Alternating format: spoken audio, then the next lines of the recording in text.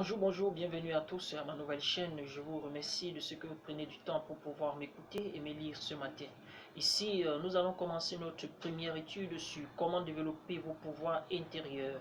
À la suite de cela, vous allez apprendre à comment méditer pour pouvoir maîtriser en soi l'aspect spirituel que l'Éternel, le Dieu Tout-Puissant, a mis en chacun de soi. Alors, premièrement, nous allons commencer sur comment faire le choix merveilleux dans la liberté. La plupart des gens se sont éduqués en tant qu'enfants, puis se font conditionner en tant qu'adultes, sans remettre à jamais la cause à la place qu'ils occupent dans la société. Nous le savons tous que c'est cela qui se passe ici.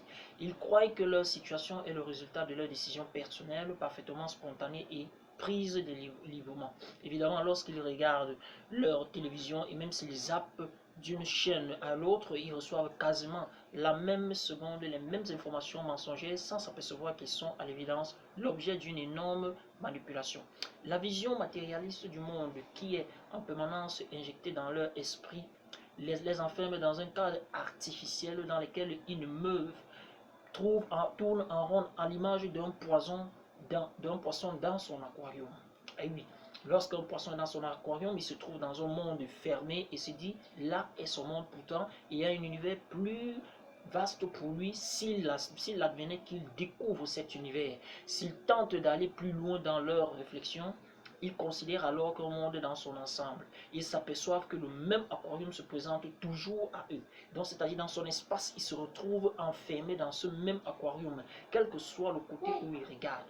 Que les poissons sont emprisonnés dans l'aquarium, même s'ils croient qu'ils évoluent dans un milieu naturel. Pareil de ces poissons, nous aussi les hommes, nous vivons dans ce même aquarium, enfermés dans un enclos, vivant les mêmes choses dans une roue qui tourne sur soi-même, et on se dit qu'on avance et on est dans un monde réel. Pourtant, le monde, il est ouvert, l'espace, il est grand, la vie, il nous a donné. Alors, c'est quoi la vraie chose? La chose, c'est que nous devons apprendre à nous éveiller et à connaître réellement les pouvoirs que l'Éternel a mis en nous, la puissance aussi suprême qui est en nous pour pouvoir réaliser des grandes choses qui nous ont été promises. Imaginez si seulement un poisson qui vit dans cet aquarium, dans un aquarium, découvrait le monde étendu qui existe en dehors de l'aquarium. Car en réalité, il y a deux mondes qui se côtoient. Il y a le premier qui est celui des esclaves manipulés